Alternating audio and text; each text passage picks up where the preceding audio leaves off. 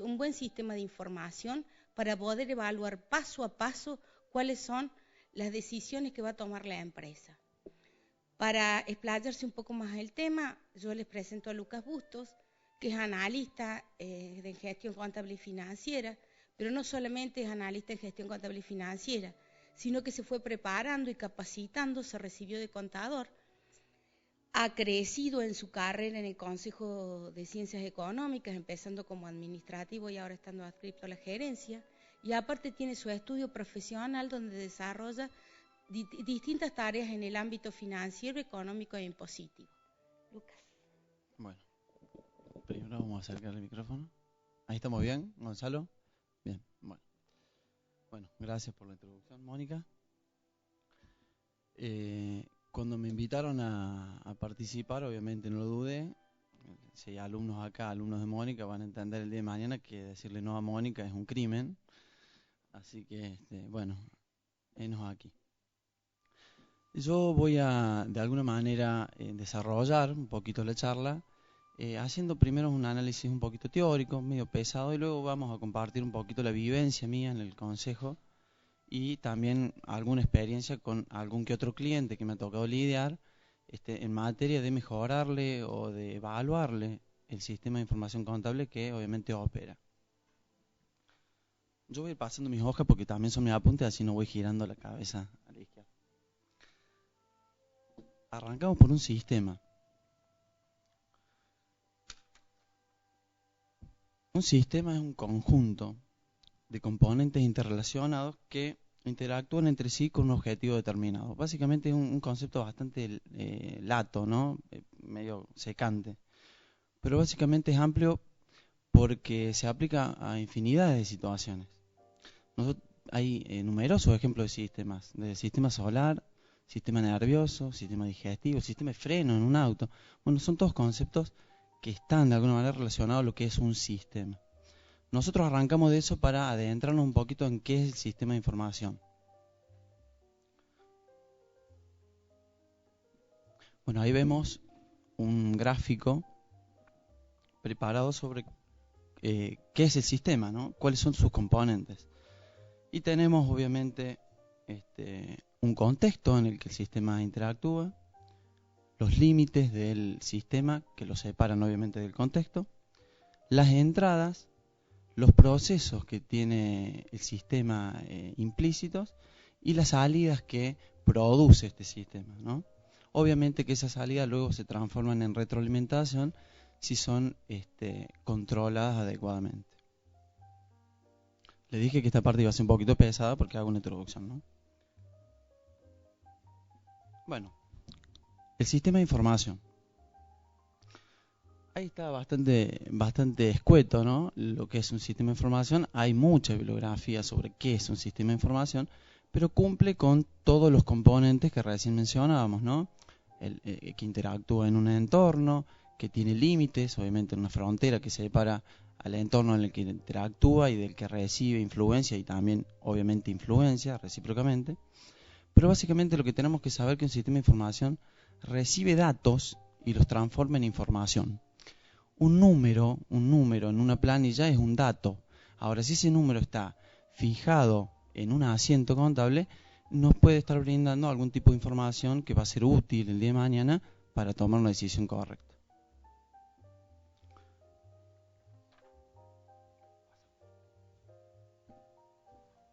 Bueno, esto es simplemente explicar o un detalle de lo que es el sistema de información en una empresa, ¿no? Como decíamos, recibe datos, ¿sí? Que esos datos pueden ser de carácter interno o externo. Por ejemplo, la liquidación de sueldo viene de el área de personal, ¿no? Es una información interna. Pero eso genera un movimiento, obviamente, en la contabilidad. O la factura de un proveedor viene de afuera, ¿no? Tiene origen externo. Y eso también nos genera un movimiento porque efectivamente tenemos que realizar un pago. Obviamente actúa sobre estos datos y produce información, la que luego, bueno, obviamente tiene que ser interpretada por los usuarios. Cada usuario tiene un interés sobre la contabilidad de la empresa. Y ahí hacemos un pequeño detalle del sistema de información contable. Arrancamos el sistema, fuimos al sistema de información, pasamos a un sistema en una empresa y ahora nos metemos así brevemente en lo que es el sistema de información contable. Este sistema obviamente está enmarcado dentro de lo que es el sistema de información general que tiene una empresa. No está aislado, volando por ahí, sino que está enmarcado dentro del sistema de información general que tiene la empresa. Por eso se dice que es un subsistema. Volvemos a repetir conceptos que hemos mencionado recién. Captura, o sea, las entradas, las procesa, las almacena y obviamente brinda información que son las salidas. Bueno, lo importante del sistema de información contable, creo que son los conceptos neurálgicos y más importantes, son que es un sistema que tiene que ser dinámico y flexible, ¿sí? Y autocontrolable.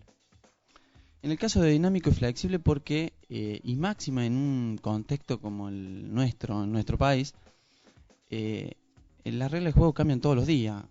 Mónica pues, puede dar ejemplo, o yo mismo puedo comentar. Permanentemente estamos modificando nuestras normas internas, pero también vienen normas externas que de alguna manera nos modifican la operatoria habitual.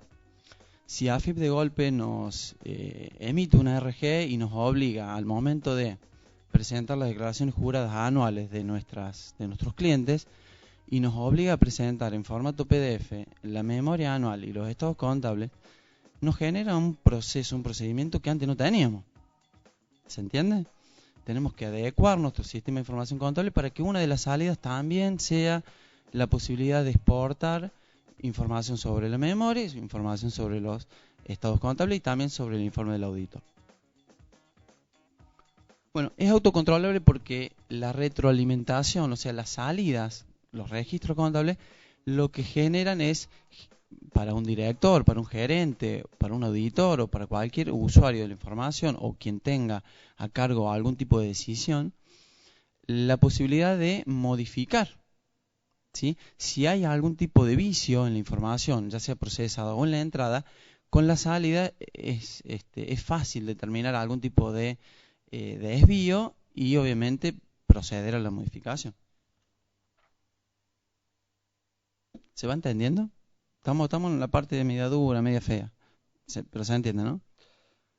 Bueno, el tema que habíamos planificado con Mónica es el desarrollo, evaluación y control de los sistemas de información contable en una organización. En esta primera parte hablamos un poquito de lo que es el desarrollo, ¿sí? Que implica el desarrollo, algunos tips, como son el relevamiento, la valoración de la situación actual y la planificación, una revisión de la relación costo-beneficio que tiene el desarrollo del sistema de información contable y una ayuda de lo que es el control, o sea, la oposición de funciones, la gradualidad y la rotación permanente, ¿sí? En la parte de relevamiento, lo que tenemos que hacer cuando agarramos una organización, quizás como cliente o trabajando internamente, es relevar desde la naturaleza, los productos, naturaleza jurídica, los mercados servidos, los mercados macro, el personal, el tamaño, qué tipo de normativa impositiva les es aplicable, en fin, hay que evaluar absolutamente todo, ¿sí? Hacer una especie de cuadro de lo que implica la organización. Porque eso va a ser vital a la hora de determinar qué tipo de información tenemos que brindar a través de la contabilidad. ¿Se entiende? Cuando hacemos una valoración de la situación actual y la planificación, básicamente lo que tenemos que dejar plasmado es, bueno, estas son las armas, esta es la foto de la empresa. Las armas con las que debemos contar para llevar a cabo y ejecutar un buen sistema de información contable son estas, ¿sí? La relación costo-beneficio básicamente revisar. Es una revisión, es una ecuación. Si una organización mediana, para implementar un buen sistema de información contable, ello implica una mega estructura de personal, compra de paquetes enlatados, un buen sistema contable como el SAP o el Tango, que antes era un poquito más importante, y nosotros relacionamos los beneficios que nos va a traer esa información con el costo que tiene, probablemente haya un desfasaje, es decir, el beneficio no alcanza a cubrir el costo de tener el mega sistema de información contable que necesita la empresa. Entonces hay que moldar eso. Hay que hacer algo a medida, ¿sí? Y algunas ayudas que vamos a tener en el momento de desarrollar un sistema de información contable son la oposición de funciones, o sea, tener en cuenta que esto de la oposición de funciones, que es básicamente tener en cuenta que el momento del desarrollo del sistema, yo tengo que planificar en las tareas del personal, ¿sí?, que una persona se oponga a otra en sus funciones, en sus tareas habituales, sin necesariamente tener que estar en un rango superior. No es supervisión, sino oponer las funciones. Si dentro del organigrama de una organización está en la función de cajero, el que cobra, lo aconsejable es que haya una función del que registre los cierres de caja, para hacerles un ejemplo. ¿Se entiende? No puede el cajero ser el que registre el cierre de la caja. Yo necesito poner a otra persona las funciones que tiene esta. ¿Se entiende un poquito el concepto? Bueno. La gradualidad en las autorizaciones es básicamente la función de supervisores. A todos nos ha pasado, por dar un ejemplo burdo, cuando vamos al supermercado, vamos con botellas, ¿no? O bien nos hacen un vale de un ticket o un comprobante en el que luego lo pasamos por la caja y el cajero tiene que llamar a un supervisor o a alguien para que le autorice, le pase una tarjeta o una llave y de esa manera descuenta, o sea, le hace una nota de crédito al cliente, al consumidor, y de esa manera se valida un descuento en la facturación. Bueno, eso es la supervisión, es decir, el cajero per se no puede efectuar una nota de crédito, lo debe hacer un supervisor. Bueno, esto es otra de las cuestiones que tenemos que tener en cuenta al momento de desarrollar un sistema de información contable. Tener en cuenta este concepto de lo que es la gradualidad. Y la rotación permanente es un concepto ligado y atado básicamente a el personal, ¿sí?, al capital humano. No es aconsejable ni desde el punto de vista social, psicológico, mantener a una persona siempre atado y ligado a un puesto.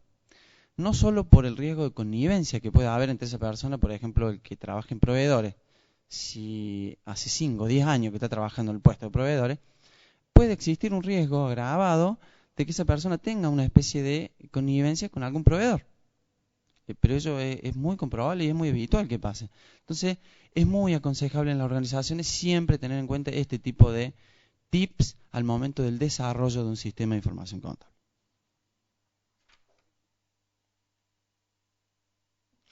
Bueno, brevemente hacemos un repaso de lo que es la evaluación, ¿sí?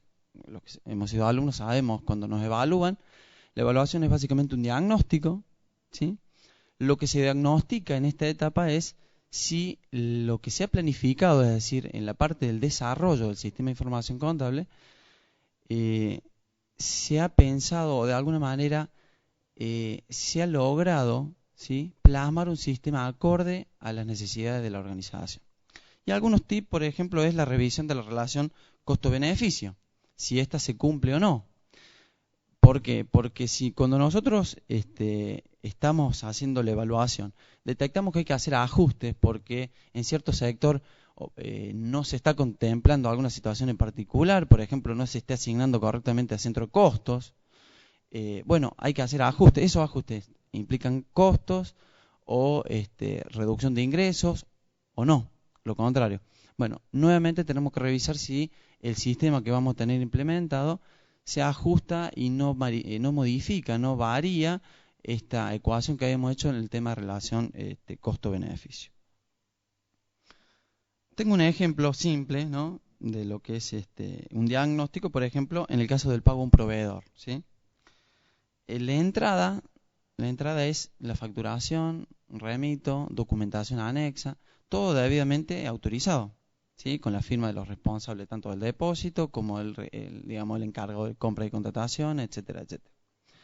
¿El proceso cuál es? Bueno, imputar esa factura a cuentas contables, asignarla a centro de costos, hacer cálculos, comprobar si esta facturación cumple con requisitos fiscales, ¿sí?, si debo hacer retenciones, por ejemplo, de ganancia o de algún otro impuesto, ingresos brutos o IVA.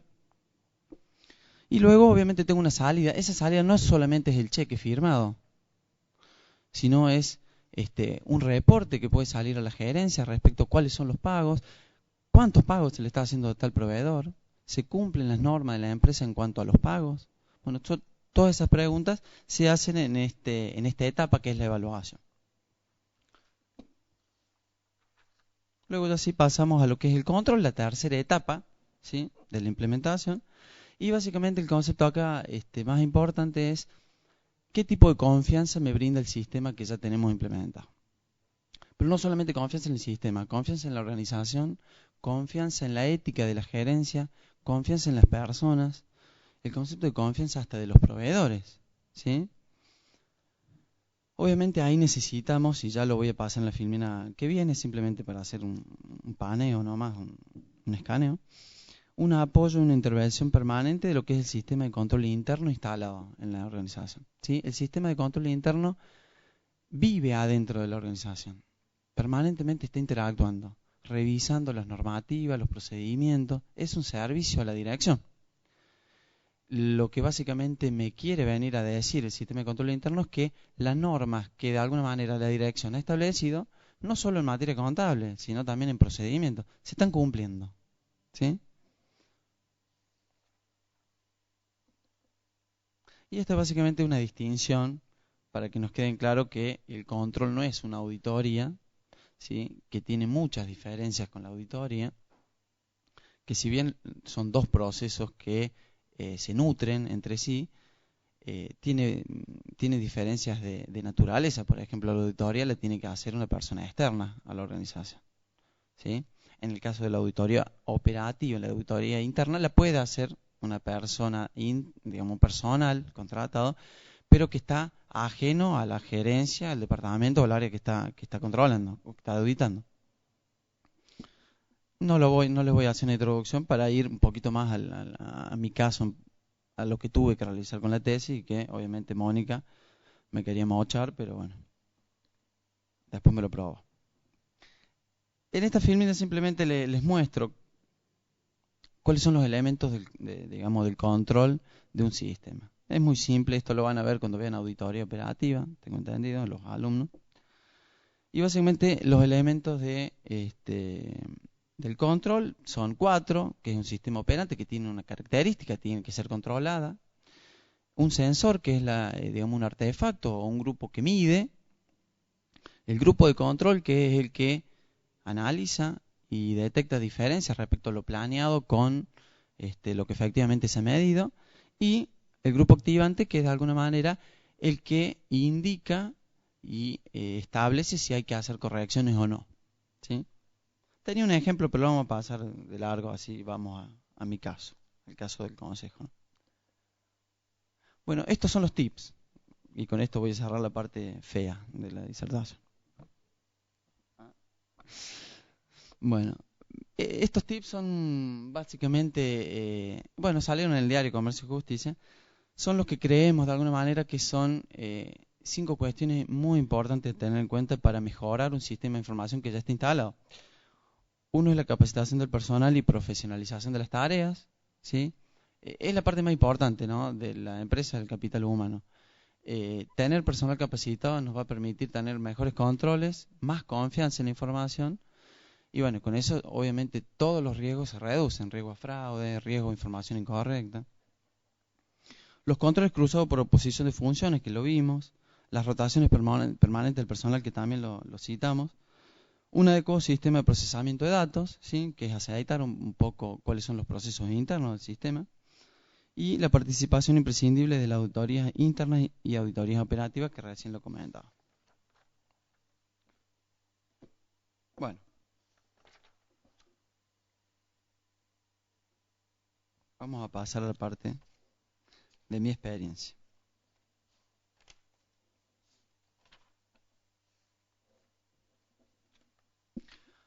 Bueno, les cuento yo en el consejo. El consejo tiene un sistema de información contable propio, no es enlatado, ¿sí? No se compró afuera, sino que se fue desarrollando a medida que fue transcurriendo el tiempo.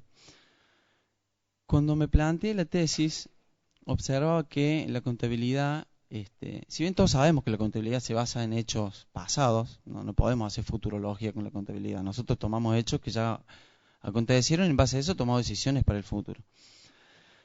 Pero me llamó poderosamente la atención que cuando hice un par de preguntas, sobre todo la parte de inventarios, ¿no? La parte de inventarios fue donde yo centré mi tesis. Cuando hice un par de preguntas respecto a si sabían primero cuáles eran los artículos más consumidos en materia de papelería, en materia de consumo de bienes consumibles. Bienes consumibles hoy son, para citarle ejemplo, resmas de papeles, tóneres, cintas de impresora, todas cuestiones descartables que se consumen, pero en el estado de recurso y gasto, en el estado de situación patrimonial, tenían una importancia relativa, ¿no? Porque eran un gasto importante que tenía la organización. Pero desde el sistema de inventario me respondieron que no. Ellos no tenían manera de decirme cuáles eran los productos más consumidos, porque simplemente ellos registraban los movimientos, o sea, las compras y las salidas. Bueno, en base a eso empecé a indagar, bueno, ¿por qué no? Si necesito esa información. Seguí preguntando, bueno, no sabes qué producto, pero ¿sabes qué áreas son las que más consumen? No. Bueno, era una negativa media permanente y no era una cuestión de deficiencia, sino era una cuestión de no optimización en la parte del consejo.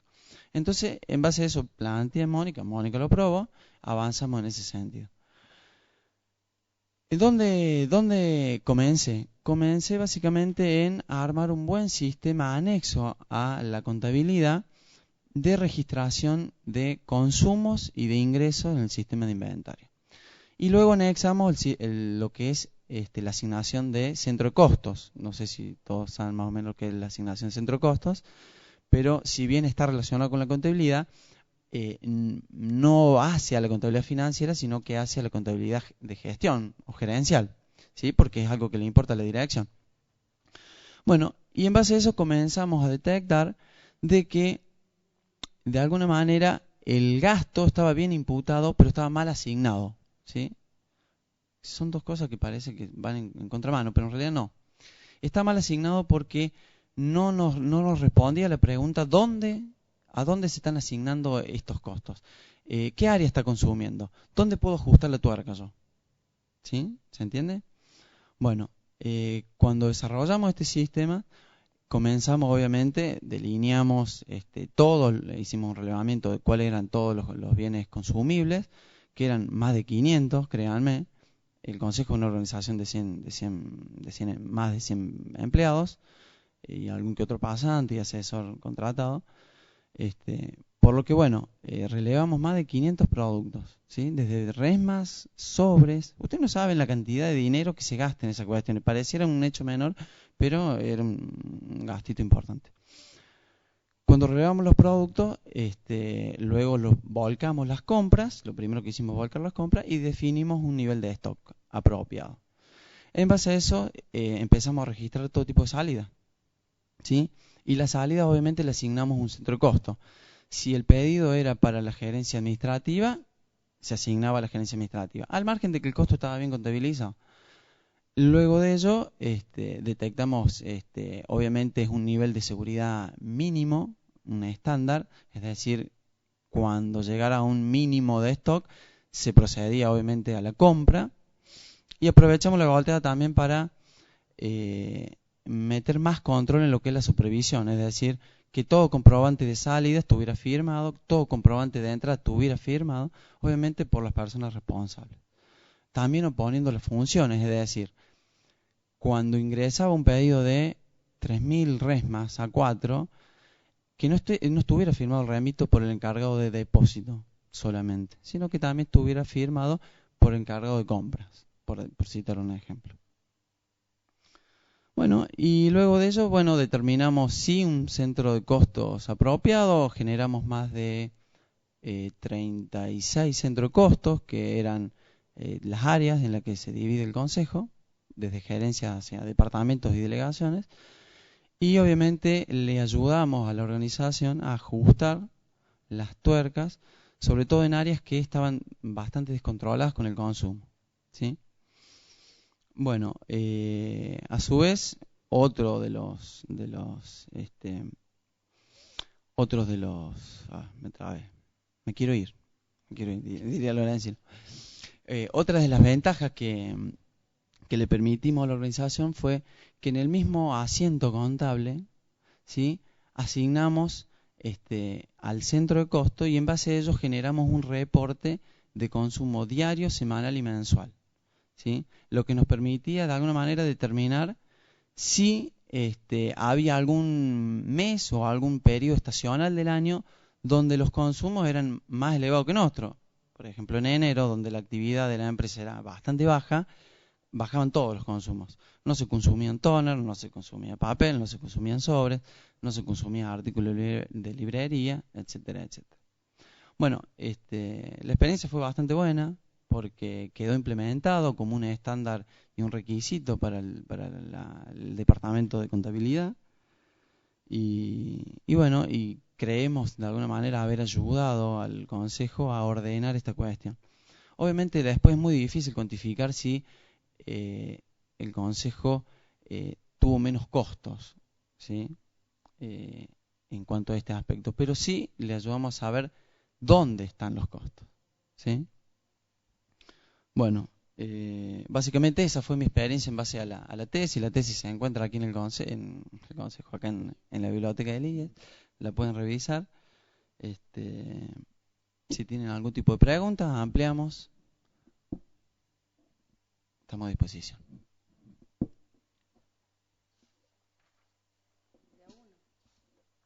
No mordemos, ¿eh?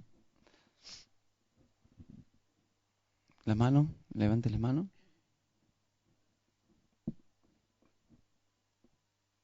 ¿No hay dudas? ¿Preguntas?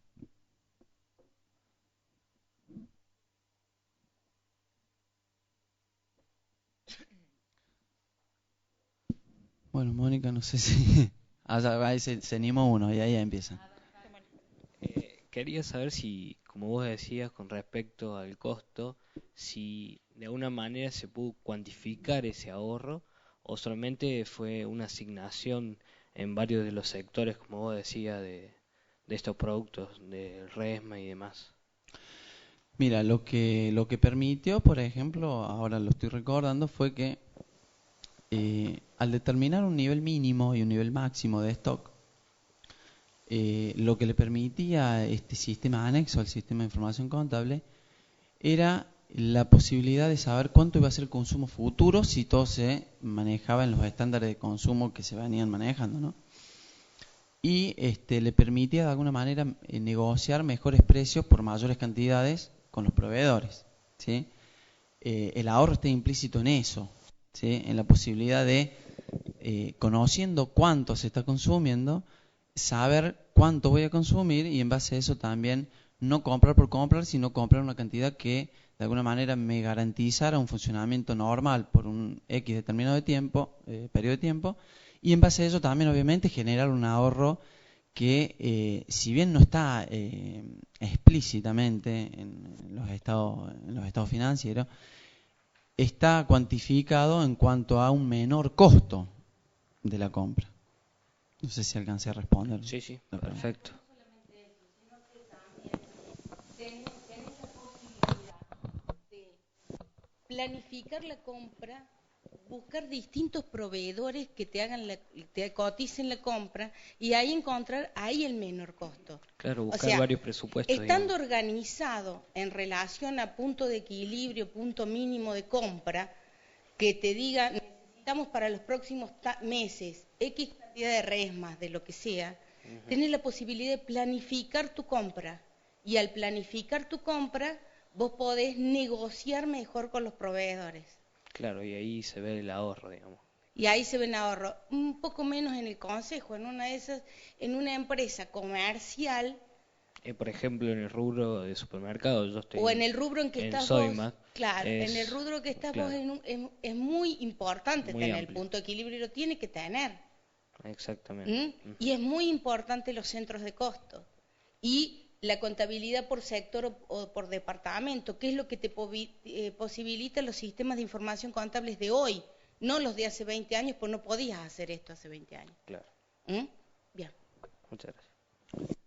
Obviamente estamos hablando de un tipo de contabilidad que es contabilidad gerencial, ¿no? Una contabilidad de uso interno, porque esto generaba reportes que no son reportes exigidos por normas de federación ni exigidos en normas NIF.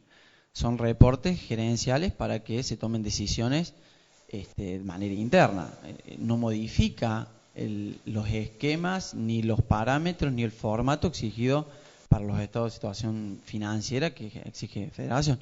Pero sí era muy importante para la toma de decisiones gerenciales, ¿sí? ¿Otra pregunta?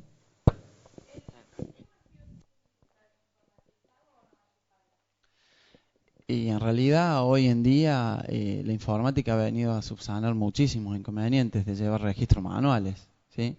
Bueno, casualmente el registro de consumo en el Consejo era manual, era un libro, yo no sé si conocen el libro de actas, los libros duros, donde se asientan actas de directorio o actas de asamblea. Bueno, era un registro así, nada más que con tapa obviamente de inventario, en el que se registraban las salidas, nada más. Obviamente que el esquema de un sistema de información contable puede ser vía papel, manual. Sucede que los cálculos, los cómputos, las asignaciones son mucho más complicadas de hacer manualmente, ¿sí? En una de esas, desarrollando una planilla de Excel, puedas hacer el paso intermedio entre la sistematización del sistema contable y el manual, lo cual te va a servir sobre todo para lo que dice Lucas, que son los cálculos. ¿Mm? Otra pregunta.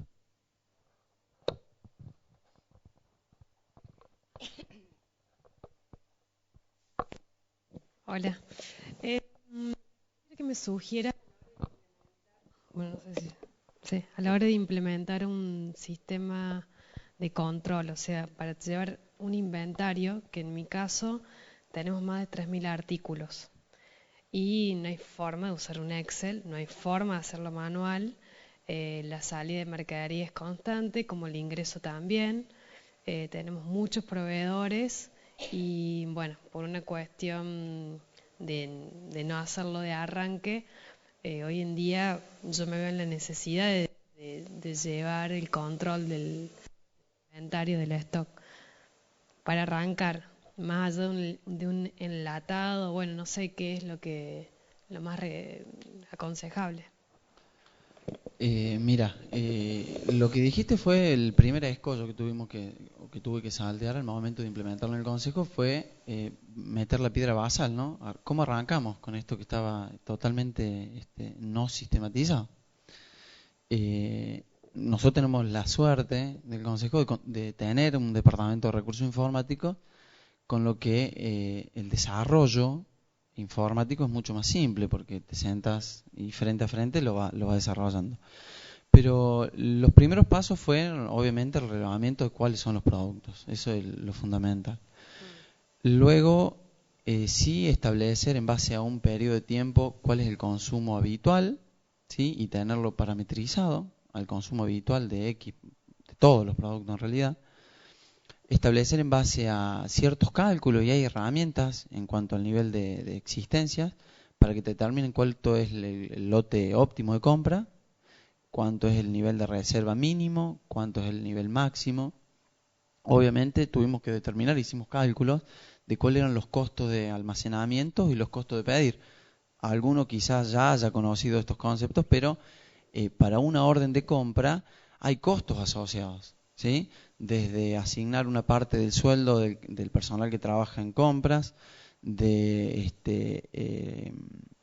si usa el teléfono o el fax, si necesita enviar un sobre o el flete o lo que fuera, todo tipo de costo asociado a pedir también lo tuvimos que estimar. Tuvimos que estimar también el costo de almacenar, es decir, el Consejo tiene establecido sus pólizas de seguro, por ejemplo, pero tenía dentro del edificio tiene un depósito bastante grande. Y por ese depósito, obviamente, se paga luz, una parte del impuesto de rentas también se tenía que asignar. Obviamente, también dentro de la póliza por incendio, prácticamente el 80% se lo teníamos que asignar al depósito. Bueno, estimamos todo eso. Y luego con eso ya trabajamos en un periodo de tiempo de creo que 4 o 5 meses, no lo recuerdo, fue en 2006. Y en base a eso, en base a ese consumo, establecimos el consumo mensual apropiado. Eso nos va a permitir luego determinar un lote. Y a partir del lote comienzan todos los otros cálculos. Pero bueno, respondiendo a tu pregunta, lo ideal es hacer primero el relevamiento y luego hacer los cálculos asociados a mantener la mercadería en depósito, a los costos de pedir y obviamente a la cantidad que es necesaria comprar y mantener.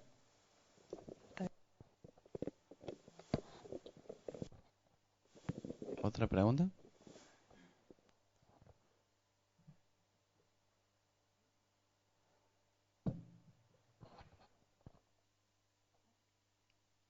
¿Alguna más?